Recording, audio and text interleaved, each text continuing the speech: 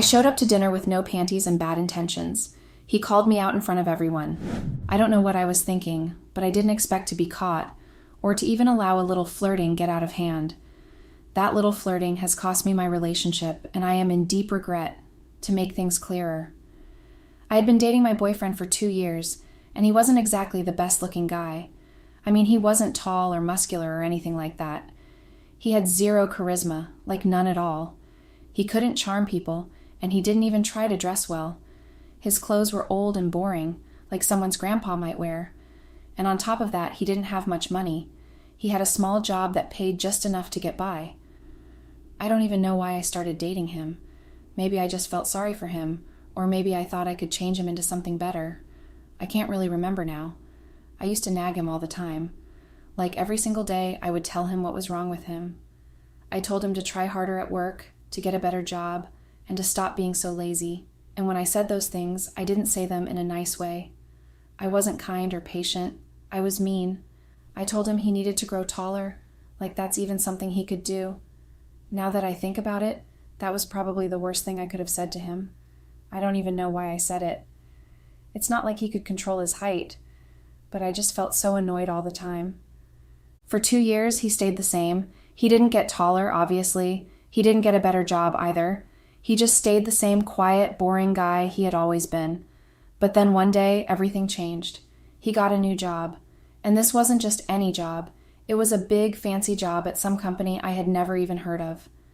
Suddenly, he was making more money in 1 month than he used to make in a whole year. I didn't even believe him at first. I thought he was joking. But then he showed me his first paycheck, and I almost fell off my chair. After that, he started changing. He bought new clothes, and they weren't boring or old-fashioned anymore. They were stylish and expensive. He started going to the gym every day, and his body changed so much. He looked stronger, like one of those guys you see in magazines. He got a new haircut too, and it made him look like a completely different person. And for some reason, his new job seemed to make him more confident. He didn't seem shy or awkward anymore. Other people started noticing him too. Everywhere we went, girls would stare at him, and they weren't just looking. They were smiling and trying to talk to him. I hated it. I mean, I was happy that he was doing better, but I also felt scared. I thought he might leave me for one of those girls who actually treated him better. After all, why would he stay with me? I was just the nagging girlfriend who always complained and never appreciated anything. But he didn't leave me. He stayed. He even started buying me expensive gifts, like handbags and jewelry and other things I had always wanted. He took me out to fancy restaurants that I could never afford on my own. He even talked about taking me on a trip to another country. I should have been happy. I should have been grateful. But I wasn't. Instead, I found new things to complain about. If he bought me something, I'd say it wasn't the right color or the right brand. If he took me out to eat, I'd say the food wasn't good enough. If he tried to plan something nice for us, I'd say he was doing it wrong. I don't even know why I did that. Maybe I just couldn't accept that he was changing so much. I remember one time when he came home with a new jacket. It was really nice, like something a model would wear. And instead of telling him he looked good, I told him it was too tight, and he looked silly in it. He didn't say anything back. He just looked at me like he was sad or disappointed. Another time, we were out shopping, and I saw this really pretty dress that I wanted. It was expensive, but I knew he could afford it now, so I asked him to buy it for me. And he did. He didn't even hesitate. But later, when we got home, I told him I didn't like the way it fit, and I wanted to return it. I could see he was getting tired of my attitude, but he still didn't say anything. I kept pushing him, though. I don't know why. Maybe I wanted to see how far I could go before he snapped. I kept finding ways to make him feel bad. I'd tell him he was only doing well because of his job, and not because of who he was as a person. I'd tell him his money might have gotten taller, but he didn't. And honestly, that was one of the cruelest things I ever said to him. He just stood there, staring at me, and I could tell I had hurt him. But I didn't care. At least I thought I didn't care. One day he called me and asked me to come pick him up from work because his car had broken down. At first, I didn't even answer. I saw the call but ignored it because I was still lying in bed, and I didn't feel like getting up. Then he called again, and I finally picked up. He sounded frustrated, and I could tell he really needed help, but I didn't want to go. I wanted to stay in bed and relax. It wasn't like I never helped him, though. I mean, he had bought me a car for my birthday. My whole family kept telling me how lucky I was to have someone like him. They kept saying how thoughtful and generous he was. But I didn't really see it that way. To me, it felt like something he was supposed to do. I mean, he had all this money now, so of course he should spend some of it on me. That's what boyfriends are supposed to do. Anyway, I told him I didn't want to get up and go all the way to his office. He started getting annoyed, and we ended up having a big fight over the phone. He told me he really needed help, and I told him to stop whining and asking for favors like a little girl. I called him a demanding grouch and said he was being dramatic. I could tell he was getting upset, but I didn't really care. Eventually, I got up and went to pick him up, but I didn't do it because I felt bad for him or wanted to help. I did it because I didn't want to hear him complain about it later. And as I was driving to his office, I kept thinking about how unfair it was that I had to do this. I felt like he owed me something for making me go out of my way. When I got to his office, I parked the car and waited for him to come out. I was still angry, and I planned to give him a piece of my mind when he got in the car. But then I saw him walking out with 3 other guys. At first, I didn't think much of it. I just thought they were his co-workers or something. But as they got closer, I started to notice how they looked. They were tall, like really tall, and they were handsome too. They had sharp features and confident smiles, and they were dressed in suits that made them look like movie stars. I couldn't help but stare at them. I wasn't expecting his co-workers to look like that. I had always imagined his office full of boring, average-looking guys, but these 3 were anything but average. My boyfriend walked up to the car, and I rolled down the window. He smiled at me, but I barely noticed. I was too busy looking at the other guys. He introduced them to me, and they all smiled and said hello. I remember their names: Kent, Will, and Darren. Each one of them looked even better up close. Kent was the first to speak to me. He said it was nice to finally put a name to the face, and I could feel my cheeks getting warm. His voice was deep and smooth, and his smile was so charming. For a moment, I forgot why I was even there. I forgot about being angry or annoyed. The other 2 guys were just as impressive. Will had this quiet confidence about him, like he didn't even have to try to be cool. And Darren was the kind of guy who seemed like he could make anyone laugh. They were all so different, but they all left an impression on me. As they walked away, I couldn't stop watching them. I didn't even hear what my boyfriend was saying because I was too busy thinking about how amazing his coworkers were. They were nothing like him. They were tall and handsome and confident, and they looked like they had their lives together. I sat there for a moment, feeling confused. I had been so mad when I came to pick him up, but now all that anger was gone. I couldn't stop thinking about those 3 guys. They had completely changed my mood, and I didn't know why. After that day at his office, something changed in me, but not in a good way. I couldn't stop thinking about his co-workers. They were so tall and handsome, and they carried themselves with this confidence that my boyfriend didn't have. I started to compare him to them, and every time I did, I felt annoyed. Why couldn't he be more like them? Why couldn't he act cool or look more charismatic like they did? I couldn't let it go, so I began using his friends as examples every time we talked. I would say things like, didn't he notice how much better they were? They were taller, funnier, and just better overall. I didn't just think these things in my head. I said them out loud to him. And I didn't say it in a kind or constructive way. I was cruel. I made it sound like he was less than them, like he didn't measure up. He didn't argue with me, though. He just listened and stayed quiet, which honestly made me even more frustrated. I wanted him to defend himself, or at least try to change more, but he didn't. He just kept being himself, and for some reason, that made me bitter. One day, my little sister and a friend of mine came over to hang out. My sister was younger than me, but she was smart and funny, and she always had a lot to say. My friend was someone I had known for years, and we usually got along well. We were just sitting around talking about random things and laughing when my boyfriend came back home unexpectedly. He had already left for work earlier that morning, but he forgot something and had to come back to get it. He walked in, smiling, and said hi to all of us. He looked calm and confident, like he was in a good mood. He grabbed whatever it was he needed, and then he left again, just as quickly as he had come in. The moment the door closed behind him, my sister and my friend both started talking about how great he looked. They were saying things like how handsome and stylish he had become and how cool he seemed now. They kept going on about it, saying they couldn't believe how much he had changed. I didn't see it, though. I didn't see what they were seeing. To me, he was still the same boring guy he had always been. Sure, he had new clothes and a better job, but he was still the same person underneath. I couldn't understand why they were so impressed by him, so I told them they were wrong. I said their eyes must be faulty, or maybe even blind if they thought he was all that. I didn't just disagree. I made it sound like they were ridiculous for even thinking those things about him. They both looked at me like I was crazy, but I didn't care. I felt like they didn't get it. They didn't see what I saw when I looked at him. They didn't see all the ways he wasn't good enough. It was a Saturday morning, and my boyfriend was at home working.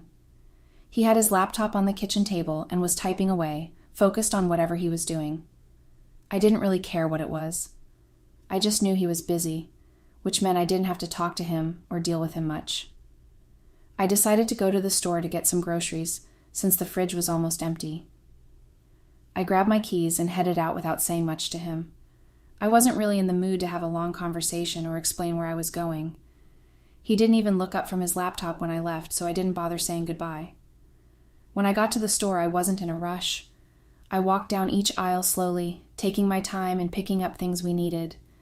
I wasn't really thinking about anything in particular, just going through the motions of shopping. But then, as I turned the corner into the snack aisle, I saw someone I recognized. It was Kent, one of my boyfriend's coworkers, the tall, handsome, confident one who had left such an impression on me the day I met him. He was standing there, looking at a bag of chips like it was the most important decision in the world. I almost didn't believe it was him at first, but then he looked up and saw me. He smiled, and I smiled back. My heart skipped a little, and I felt this weird excitement bubbling up inside me.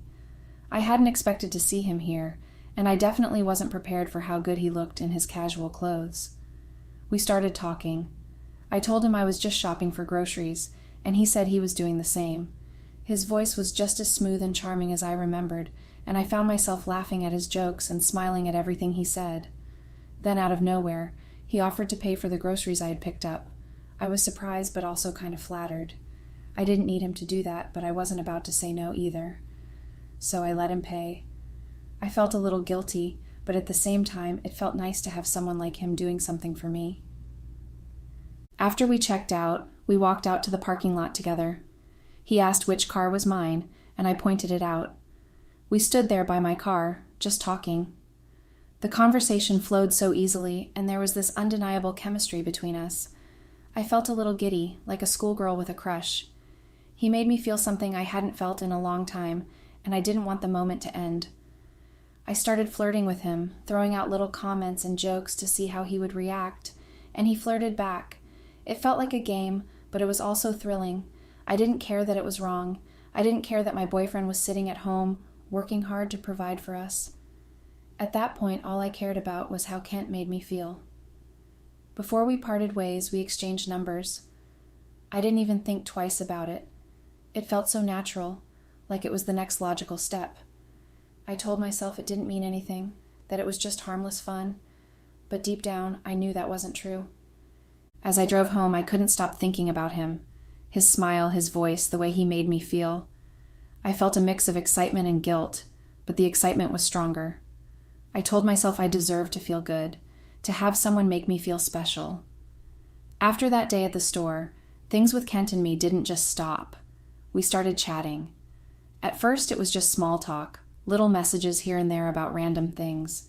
But soon, it became more than that. The conversations grew longer and more personal, and I found myself looking forward to hearing from him. He made me feel important, like I mattered in a way that my boyfriend didn't. I knew what I was doing was wrong, but I didn't care. I told myself it wasn't a big deal, that it wasn't like I was doing anything serious. But deep down, I knew I was playing with fire. And honestly, I liked it. I started finding excuses to be around Kent.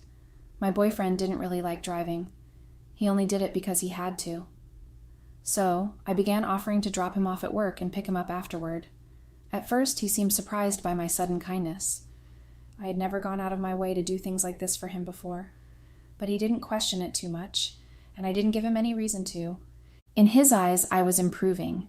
He probably thought I was finally trying to show him some care and appreciation after all these years of nagging and complaining. He even thanked me a few times, and I just smiled and nodded like I deserved it. But the truth was, I wasn't doing it for him at all. I was doing it for Kent. Every time I dropped my boyfriend off or picked him up, I hoped to catch a glimpse of Kent. And not just Kent, but his friends too. Darren and Will were just as tall and charismatic as Kent, and I couldn't get enough of being around them. They made me feel alive, like I was part of something exciting and new. Whenever I saw them, I would linger a little longer, trying to keep the conversation going. I laughed at their jokes, even when they weren't that funny. I smiled more than I usually did, and I made sure to dress a little nicer than usual, just in case they noticed. This went on for a while, and my boyfriend didn't suspect a thing. He thought I was being supportive and thoughtful, but I was really just using him as a way to get closer to his friends. I felt a little guilty about it sometimes, but not enough to stop. Then one day something happened that I wasn't expecting. I was waiting outside my boyfriend's office to pick him up when Kent, Darren, and Will came down. They told me that my boyfriend wasn't coming home that night because he had some big project to work on and would be staying late at the office. I smiled when they told me, but not because I felt bad for my boyfriend. I smiled because it meant I had the night to myself, or so I thought. Before I could even think about leaving, they asked me if I wanted to go to a party with them. The invitation caught me off guard, but I didn't hesitate. I said yes right away, barely stopping to think about what I was agreeing to. The idea of going to a party with them felt exciting and dangerous.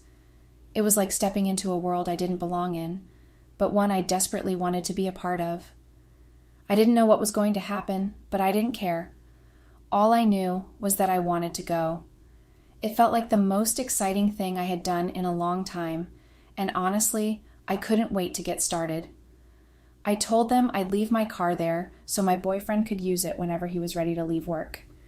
It seemed like a thoughtful thing to do, but really, I just didn't want to drive myself. Will offered me a ride, and I didn't even try to hide how happy that made me. The idea of sitting in his car, talking to him, and soaking up his attention felt like a thrill I couldn't resist. I climbed into the passenger seat, feeling like I was stepping into a new adventure. On the way to the party, we talked about everything and nothing at the same time. Will had this way of speaking that made everything he said sound so interesting. I couldn't help but hang on to his every word. He talked about his life, his hobbies, his dreams, and even the most ordinary things he said sounded magical to me. The more he talked, the more I found myself wanting him. It wasn't just his looks, though those were definitely part of it. It was the way he carried himself, the confidence in his voice, and the way he made me feel like I was the only person in the world who mattered. It was intoxicating. When we finally got to the party, he parked the car and got out quickly. Before I could even open my door, he was already there, helping me out like some kind of gentleman from a movie. It was such a small gesture, but it made me feel special in a way I hadn't felt in a long time. The party was everything I hoped it would be, and more. The music was loud, the lights were flashing, and there were people everywhere. It was the kind of chaos that made you feel alive, like you were part of something bigger than yourself. I took it all in, and for a moment I forgot about everything else. There was alcohol flowing freely, and the smell of it mixed with the perfume and cologne of everyone around me. The music was so loud that you could feel it vibrating in your chest, and people were dancing like they didn't have a care in the world. I told myself that this was my kind of place. It felt like I belonged here, like I was finally where I was supposed to be. For the first time in a long time, I felt free. I wasn't just someone's girlfriend or someone's nagging problem. I was me, and I was having fun. But deep down, I knew I was crossing a line. I knew that leaving my car and going off with my boyfriend's friends wasn't something a good girlfriend would do. And yet, I didn't care. All I cared about was the way Will looked at me, the way the music made me feel, and the way the night seemed to promise something more. That night, I partied harder than I ever had before. I didn't hold back. I drank so much that I lost count of the glasses, and I danced like I had nothing to lose. The music was loud, and it felt like it was pulsing through my veins. I let myself get carried away, and it was like nothing else mattered except the fun I was having in that moment. The floor was crowded, but I didn't care. I danced everywhere, moving from one group of people to the next. And of course, I found myself dancing with all of my boyfriend's friends. First, it was Darren. He spun me around and we laughed like we were sharing some inside joke. Then it was Will. He had this smooth way of moving, and I couldn't help but get caught up in his energy. And finally, it was Kent. Dancing with Kent was different. There was something about the way he looked at me, something that made my heart race. He put his hands on my waist, and I felt a shiver run through me. I knew it was wrong, but I didn't stop. I let myself lean into him, and we danced like we were the only two people in the room. The party went on like that for hours, and I didn't even think about my boyfriend once. It was like he didn't exist. All I could think about was how alive I felt, how much attention I was getting, and how much fun I was having. Eventually, the party started winding down, and people began leaving. I realized I didn't have my car since I left it for my boyfriend, but I didn't feel like worrying about that. Kent offered to give me a ride home, and I said yes without hesitation. As we drove, the car was quiet, except for the sound of the engine. I felt the alcohol buzzing in my head, and I leaned back in my seat, feeling a little too comfortable. Kent's hand brushed against my thigh as he shifted gears, and I didn't move away.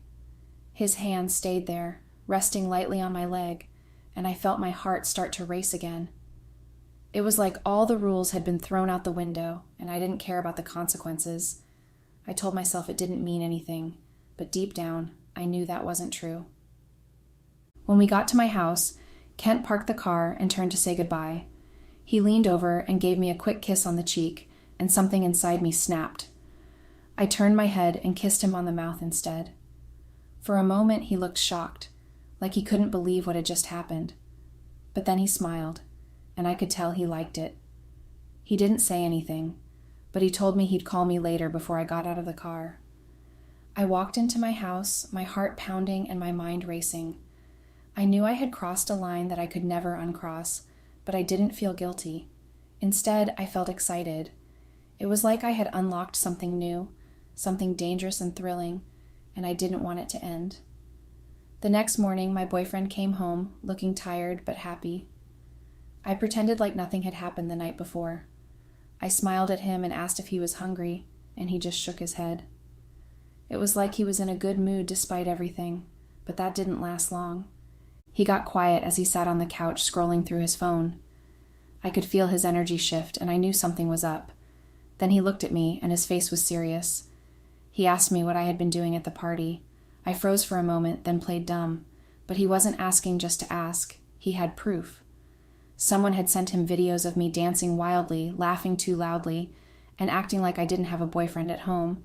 He asked me what I was thinking, and his tone wasn't angry. He was clearly hurt. That made it worse, honestly. But instead of apologizing, I got defensive. I told him he didn't control me, that I was allowed to have fun. I said he should stop being so uptight and focus on himself, instead of worrying about me.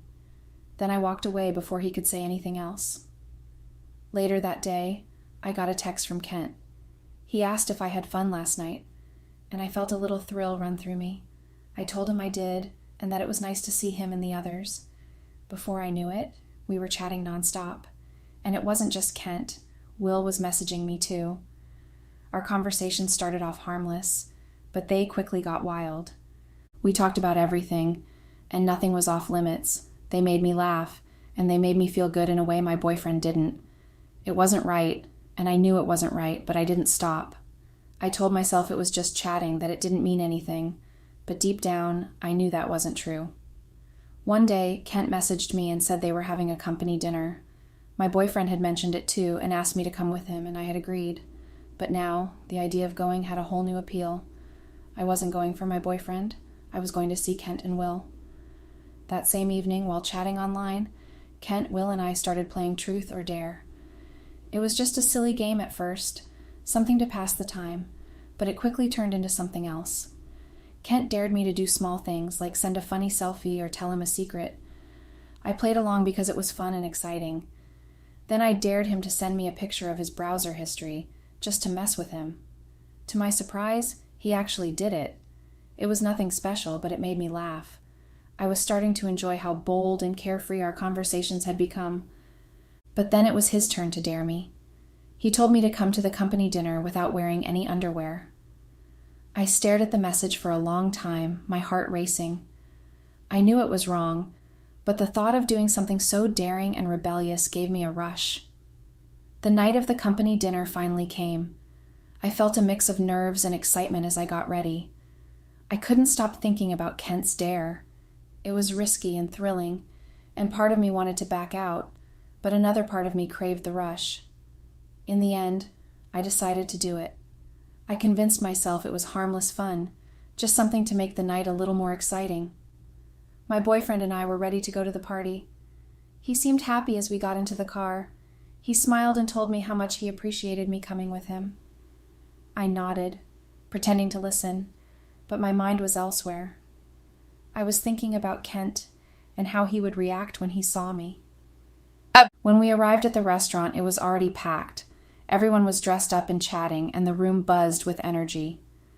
My boyfriend introduced me to a few of his co-workers, and I smiled politely, but I wasn't really paying attention. I was scanning the room, looking for Kent, Will, and Darren. It didn't take long to find them. They were sitting at a table near the back, laughing and joking. Kent's eyes lit up when he saw me, and I felt a spark of excitement. Will waved, and Darren gave me a nod. My boyfriend led me to our seats, and as luck would have it, we ended up sitting across from them. The dinner started off fine. Everyone was talking and laughing, and my boyfriend seemed relaxed, but I could feel Kent's eyes on me. It was like he knew I had gone through with the dare, and to show that I didn't chicken out of the dare for sure, I opened my legs for him to take a good look, and every time I looked up, he was watching me, a small smirk on his face. I couldn't help but feel a little proud. Will and Darren joined in too, making jokes and keeping the mood light. I laughed along, but my boyfriend started to notice. He caught Kent staring at me and down my legs more than once, and I could see the irritation building in his face. Then it happened. Kent made a bold comment, to back up his eye looking where they shouldn't. The statement was something flirty and a little too personal. My boyfriend froze, his face turning red. He didn't say anything right away, but I could see the anger boiling beneath the surface. Without warning, he grabbed my arm and pulled me out of my chair. Everyone at the table stopped talking, their eyes wide with shock. My boyfriend didn't care. He dragged me out of the restaurant and into the parking lot. Once we were outside, he let go of my arm and turned to face me. He looked hurt and furious, and I could tell he was struggling to keep his emotions in check. He asked me what I was doing. I first tried acting like I didn't know what he was talking about. He stated how I was flirting with Kent with my eyes, and mentioned that I was opening my legs for Kent and all his friends to see. I went quiet, and he asked me if I was even wearing any underwear. I didn't respond. That was when he caught on. He asked me to look him in the eye and tell him that I was wearing underwear. I couldn't answer. He scolded me, and I was shocked, and in a frantic response I told him the truth, that I wasn't wearing any. His spirit broke. He asked me why I was acting like this, and if I even cared about him anymore. Instead of apologizing, I snapped back. I told him he wasn't the boss of me, and that he needed to stop trying to control my life. I said I was just having fun, and that he was overreacting. I could see the pain in his eyes, but I didn't stop. That was the moment he gave up. He looked at me with a mix of sadness and disgust, and told me he was done. Then he walked away, leaving me standing there alone. Update. A month has passed since that night, and everything is different now. My boyfriend, or rather my ex-boyfriend, broke up with me. He didn't just break up with me, he completely cut me out of his life. It was like he erased me. I didn't see it coming, even though I should have. The first thing he did was take back the car he had given me. I loved that car. It felt like a piece of him, like proof that he cared for me, but now it was gone. I had to take the bus everywhere, and I hated it. He also told me to move out of his house. At first I thought he was bluffing, but he wasn't. I packed my bags and left, not knowing where to go or what to do. That was bad enough, but then I found out something worse. He's dating my little sister now. My little sister. I couldn't believe it when I heard. At first I thought it was a cruel joke, but it wasn't. I saw them together, holding hands and smiling, and my stomach dropped. I felt so angry and betrayed, but I couldn't say anything. What could I say? He didn't belong to me anymore, and he seems happier with her. She was always nicer and more respectful. The worst part is that she's happy. She looks at him the way I never did, like he's the best thing that ever happened to her. And he looks at her the way he used to look at me, like she's his whole world. It hurts so much to see them together, but I know I brought this on myself. After he broke up with me, I started dating Kent. It happened fast, too fast. I didn't even take time to think about what I was doing. I just wanted to fill the emptiness. At first it felt good. Kent was charming and fun, and he made me laugh. But that didn't last long. Kent was an unfaithful jerk. Within a week, I found out Kent had been cheating on me. He didn't even try to hide it. I saw the texts on his phone and the way he acted when he thought I wasn't looking. When I confronted him, he laughed and told me I had no right to complain. He said I was lucky he was even with me. Kent is nothing like my ex. He's harsh and cold, and he doesn't care about my feelings at all. If I try to talk to him about something that bothers me, he shuts me down. If I try to give him advice or share my thoughts, he gets angry. I feel like I'm walking on eggshells all the time, scared to say the wrong thing. Looking back, I realize how good my ex was to me. He was patient and kind, and he always tried to make me happy. I didn't appreciate him when I had him, and now it's too late. He's moved on, and I'm stuck with someone who doesn't care about me at all. I hate myself for what I've done. I had everything, and I threw it away for nothing. My ex was better than all of his friends, and I was too blind to see it. Now he's happy with someone else, and I'm left with nothing but regret. My so-called husband is planning on ruining my life for a very small mistake I made. I don't know why he thinks it's okay to do what he's planning to do. Yes, I cheated on him, but I guess it was going to happen one way or another. He's a mommy's boy, and this is just me putting it mildly. I just couldn't take it anymore, and I had to give in to the temptation that kept on coming up. He should feel glad that I waited so long to cheat on his sorry self. That man had it coming one day or another, and he shouldn't even try to make it seem like he's surprised. You don't marry a woman, then suddenly try to change her. It's not your place, and it can never be your place to do that. I'm my own person, and he was very well aware of this before we got married. We had no prior conversation that stated I wasn't good enough, or I had to be someone else to please him and his annoying family. So why did everything suddenly get thrown on me? My name is Anastasia, and I'm a 24-year-old dancer. Yes, I'm a dancer, and it's something I love doing. I make money from it, and I'm also a choreographer, so I get gigs to teach people how to dance. But as it seems right now, my husband is using that against me and wants to get me fired. I think it's better to say that he's been using this fact against me for a very long time. According to him, I'm just too exposed to a lot of men.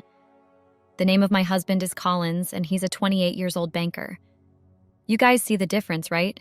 He's a banker, and I'm a dancer. Of course, we have different professions, and it can be very difficult to be a couple, but somehow we made it work, and we got married. What's making me more upset is the fact that we met while I was working at a party he was invited to. He literally spotted me while I was working, and now he's trying to say my job is bad. We exchanged numbers the first day we met, but none of us contacted each other for almost 5 months after exchanging numbers. I didn't know his age range back then because we hardly said much during the party. I actually thought he was my age mate because he looked like me in some kind of way. Fast forward to the day we finally contacted each other. Well, he contacted me first and asked me out on a date. I was less busy and decided to go. I didn't expect us to connect the way we did, and boom, after 2 years, we got married. I was 23 when we got married, and we've been married for just a year. I was just 23 years old when I got married. Of course, I'm still in my youth, and I'm not the most mature person. In fact, I never claimed to be mature. Was I ready for marriage before I got married? Well, I don't really know the answer to that question. I liked Collins a lot, and that's the only word I'm going to use. I don't know if love is the right word to use in this situation. I've never been in love, and I've never fallen for someone in my entire life. It sounds unbelievable, but that's the truth. I've been in relationships, and I've dated a few people. I liked them a lot, and we spent a lot of time together. But it's never been to an extent where I feel like I'm madly in love with this person and cannot wait to spend my entire life with them. Maybe that's because I'm not an overly emotional person, or because I'm always focused on working and earning money. But with Collins, I decided to get married to him because I felt like he was the most stable man if ever dated. Before, I just dated other dancers or artists because those were the kind of people I was mostly around. It was never because I preferred a certain profession. So when I met Collins, I just believed that he was the right man for me because he seemed like the serious type. I also liked the fact that he was a banker. I mean, dating a banker is far better than dating a dancer or an artist. Most artists are not ready to settle down. I felt like I was ready to get married, but I wasn't sure of it. But when I realized Collins was also ready to get married, I felt like it was for the best. So I said yes when he proposed, and then we tied the knot. I've always wanted to be that girl with a stable life. I've never really liked traveling many times as a result of work, but it's what I love doing and I can't stop. Even though I need to keep in shape everything because of my job, I told Collins I was ready to start a family with him 2 years into our marriage. That was the plan, and he didn't have any problem with it. Did I meet his annoying family before we got married? Of course, I met his whole family a total of 4 times before we tied the knot. They were well behaved throughout, and they never gave me any reason to feel like I was marrying into the wrong family. But 2 weeks after the wedding, it was war. Yes, war. And this isn't me exaggerating. I'm not exaggerating at all, and I don't think anyone else can understand my plight. Collins comes from a very big family. When I say big family, I mean that he has several siblings and cousins. His house is almost like an extended family because almost all his relatives, both married and single, live there. If you're wondering why that's the case, it's because his father was once a very rich man and he built a very exaggerated house. The house is actually quite big, and it has other houses in the property. According to what I was told, he got addicted to gambling and lost all the money within 2 years. Well, I don't know how true the story is, but this is what Collins told me. His father is late now. I heard he died in a car accident one night after drunk driving.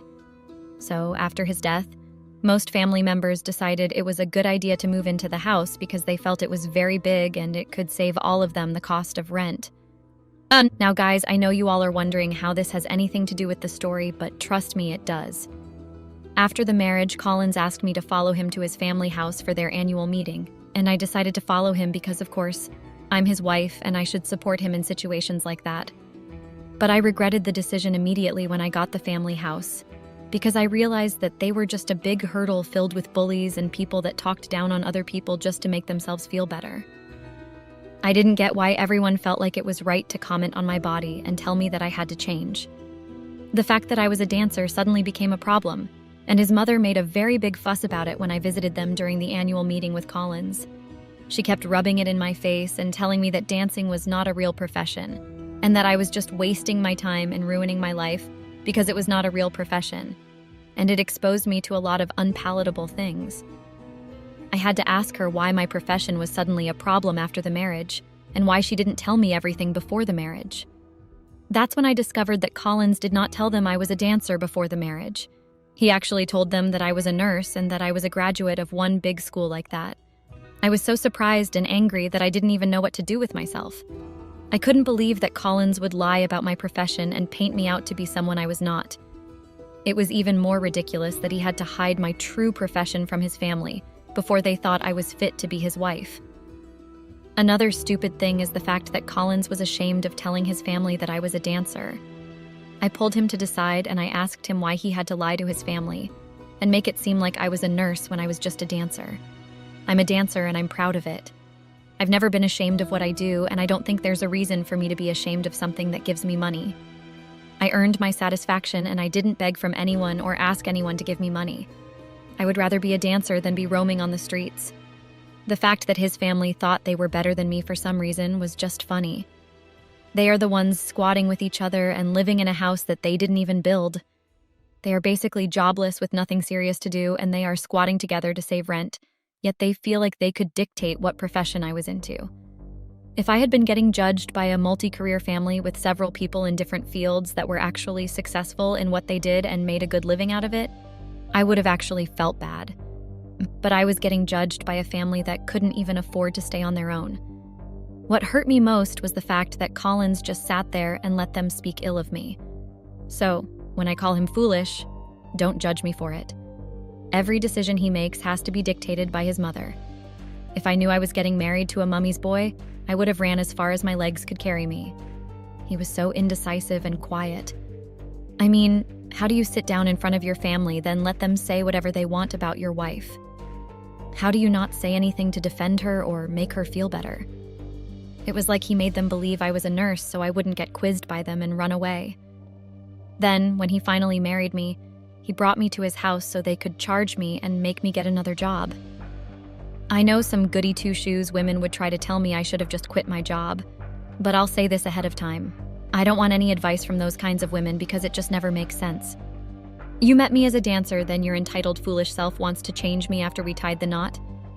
If I quit working and stay at home to be your perfect wife just to shut you up, in less than 2 years, you'd still be the same man telling me I was feeding off your money and bringing nothing to the table. How ironic is that, and why would I want to be in that kind of situation? If I'd quit my job, Collins and his family would still try to talk down on me and make me feel like crap. So I made sure I didn't make such mistakes or get myself in such a compromising situation. It was just not something I was willing to do. When we got home that day after the annual family meeting, I was so angry that I didn't try to contain my anger or hide how I felt inside. I had to ask Collins why he thought it was right to sit silently at a gathering where my character was being butchered. No excuse. He had no excuse and couldn't come up with anything but the fact that he saw some truth in what they were saying. Yes, he says that to me. I don't even know why I married a banker. Maybe the artists I used to date were not ready to settle down, but at least they defended me in situations that were insulting. They never stood back and watched me get my character assassinated for something as trivial as being a dancer. That day, we had a very long argument, and I made it clear to Collins that I would not be changing my job or quitting it. I told him that I would remain a dancer, and there was absolutely nothing he could do about it. After that day, it was like I unleashed a beast in Collins. He became his family's puppet, and they tried to frustrate me together. He suddenly got upset with visiting his family and asking me to accompany him because he just wanted to see them talk ill of me and make me feel bad about myself. When I realized what he was trying to do, I decided to quit following him to his family house. I stopped accompanying him and told him he could go alone. He tried to make me feel like I was being unsupportive, but I rubbed it in his face and told him I didn't care. I finally got my peace of mind after I stopped going to his family house. I decided to spend more time at work instead of just sitting back at home and doing nothing in particular. I got a lot of gigs and shows that I had to work on. It was very fulfilling for me because after my wedding, my boss decided to give me fewer jobs because he felt like I would need to spend more time with my husband. But I guess he noticed that I wasn't really feeling the honeymoon bliss anymore, and he decided to get me back to work. More people had joined our dance team, and they were mostly guys. Yes, you read that right. I saw a pit of guys in our dance team, and it was quite surprising. Most of them looked more attractive than they should, and I actually anticipated going to work a lot. Yes, judge me for saying I found a few guys attractive. Well, that's the truth. I'm married and not blind, and so I don't think it's wrong for me to say what I see. They were very nice, and they always tried to come to me to ask me about the team since I worked longer than they did. I preferred speaking to them because I literally had a nagging husband and his jobless family waiting for me after work each day. I actually started regretting the fact that I got married as early as I did. I regretted it, and I still regret it. It's not something I'm scared of admitting because it's the absolute truth. When Collins noticed that I stopped going to see his family with him, he decided to bring his family to the house. I'm even getting angry just by recounting exactly what happened. I came back from work one day only to find that his sister, mother, and 2 of his cousins were at the house. Yes, you read that right, and it's actually true. They were at my house, and I was very surprised. I mean, it's not every day that you see something like that. I'd never brought anyone of my family members to the house before, and he's aware of it. There's never been a time when I tried to do that to him. I couldn't believe that he brought 4 people home without speaking to me first. Okay, I get that he's the owner of the house, but it only makes sense that he just tells me ahead of time even though he's not meant to ask for permission. After a stressful day at work, I came home to a very big bag of crap. Those people have to be the perfect definition of shameless people walking the surface of the earth. I couldn't even stay in the living room and watch TV without them bringing up discussions about my own body and how I was too thin. I hate his family. I hate them with an intense amount of passion. I don't care what anyone says because it is what it is. Collins, on the other hand, just sat there like he couldn't see what was going on. How do you expect me not to cheat on that kind of guy? A man that doesn't have a say on his own and only does things that his family asks him to do. That's the kind of man Collins is, and I was just not ready to take in any of their crap. I went to sleep in the room and waited for Collins so we could have a conversation, but he never came to the room. He spent the whole night entertaining his family, and I know this because I couldn't even get a wink of sleep as a result of the unnecessary noise they were all making. I tried to shake them off and get to sleep, but nothing that I tried worked. He preferred to spend the whole night whispering and laughing with his family rather than coming to the room to see his wife. I hadn't even started cheating on him back then, but can you guys see how foolish he was? Who wants to stay married to a mommy's boy? If you have seen the worst part of it, just listen to this. One day, while his mother, sister, and siblings were still at the house, something very annoying happened. I came back home after a stressful day at work only to be met by his annoying cousins, mother and sister. His mother told me she wanted to have a serious conversation with me. Of course, I innocently thought it was okay to sit down with her and talk. Maybe it was as a result of the stress at work, but I completely forgot that they hated me. At the end of the day, she ended up asking me why I was not pregnant yet. A go asks a woman why she isn't pregnant yet. She told me her son was not getting any younger and should already be a father. Well, I had to ask her why her son didn't get married earlier in his life to have a child, and why she wanted to make me the baby-making machine. I mean, I'm literally just 24 years old. I'm not saying I'm too young to have children, but I'm trying to say it doesn't make sense that I have to rush into things just because my husband is 4 years older than me. Besides, Collins and I already agreed ahead of time that we were not going to have children until we completed our 2 years anniversary. I spoke to Collins about what his mother says, and he told me he also wanted children and couldn't wait so long to have children. I told him I didn't want children yet, so there was no way I was going to get pressured into having children. It was a continuous back and forth, and I got tired of the problems in the marriage. But I made no move to fix any of those problems because I just didn't believe that they had anything to do with me. If anything, I'd always tried my best to manage his family, but they are so rude and annoying.